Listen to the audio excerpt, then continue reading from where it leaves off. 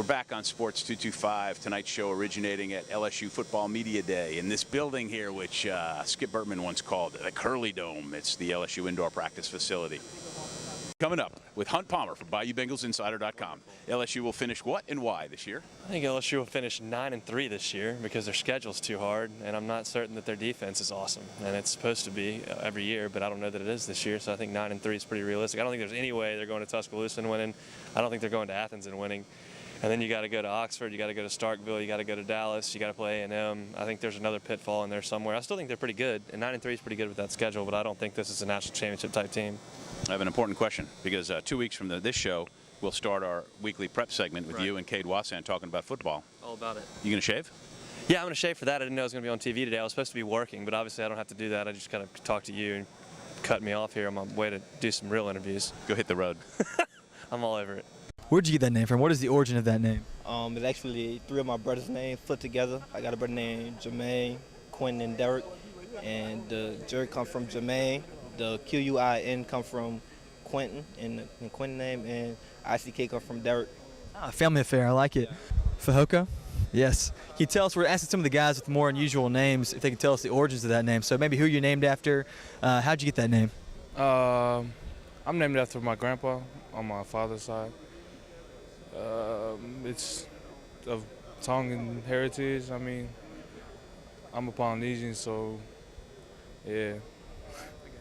Quatavius, we're asking a lot of different guys with sort of unique first names. What's the origin of that name? So can you tell us, is there some sort of story about how you got your first name? Like it's really not a story. You know, my mom let my cousin name me, so that's how I came up with it. I got you. Kavir, we're going around and asking different guys about who have unusual first names. If there's a unique story or origin to that name. So is there one? My name means Prince. It originated from Africa. My dad had told me that. I don't know where he got that from, but I don't know how you found that name. But yeah, it comes from Africa and it means Prince. How did you get the name Tre'Davious? My dad's name is David, so I guess my mom just came up with a beginning of it and just added Tre'Davious on to it. So that's really how I got it. But I really don't know. That's the only thing I can think of. How did you get Quan? Why'd your parents name you that? I got Quan from my middle name. My middle name is Jaquan, so it's just halved it to Quan. What's your first name? Shandarius. Yeah. Where does that come from? It came from my cousin. He was in an accident, and I just took the name from him.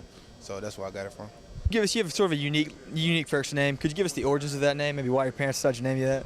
My mom said it was after a singer. I was gonna be named Kwanye, but my auntie put it, and she just said name of my Quadius, so it's no first name. I was like, okay, no problem.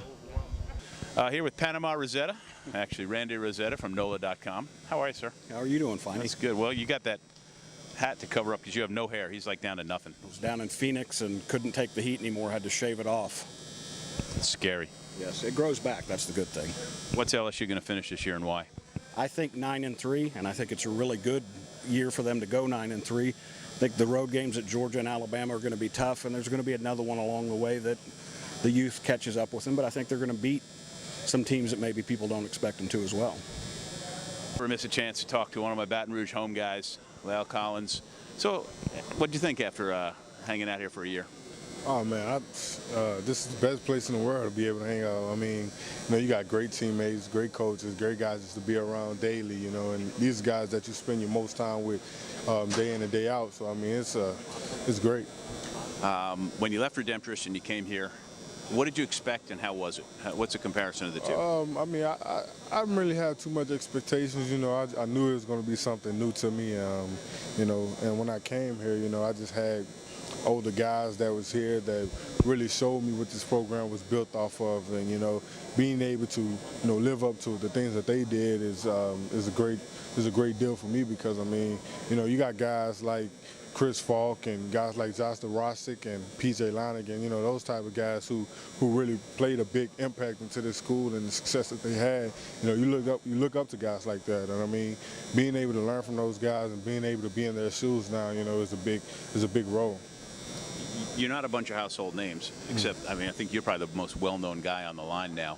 But people who know way more than me say you're going to have a really good offensive line. Are you and why? Oh, yeah, no doubt about it. I mean, just because, we have great coaches around us, we have coaches that, really take, take a real big, deal in what they do here, and being able to teach us and the younger guys, really focus on, what it is that we need to do as an offensive line and as a unit, and how important that is for the success of this team is a big deal. And I think we get that, and I think we understand that. On the other side of it is, you have a real good chance now to play at the next level. I know you're being projected really high, and you got to feel real good about what you've become and where you're at. Oh yeah, no doubt about it. I mean, but I couldn't do it without my coaches and without my teammates. I mean, you would want to do anything that you didn't feel comfortable with doing. I mean, so being able to have great teammates around me, makes me want to be able to be the best tackle there is. Coaches that really care about you and want you to succeed, those type of guys, that bring the best out of you. And I mean, with those guys around you, I mean, who would want to be the best at what they do? I try to be good, but I'm not the best. But I just Right. Luke Johnson from Tiger Rag. How are you? I'm doing well, Lee. It's media day. This is my favorite day of the year. Is it? It's all downhill after this. Yeah, all downhill. Yeah. I need for you to tell me how the LSU football team will do this year and why. I think they are going to come in right around where everybody's expecting them. I see them going 9-3, 10-2. I'm not sure they can compete with those elite level teams like Alabama and Georgia, but I think they're going to be a very, very good football team. It's right about where everybody thinks they are, and I think that's where they'll be. Read his stuff at tigerrag.com. Thanks, Luke. Thank you. All right, we got to take this break. I'm Lee Feinswag. We're here at LSU Football Media Day, and you're watching Sports 225.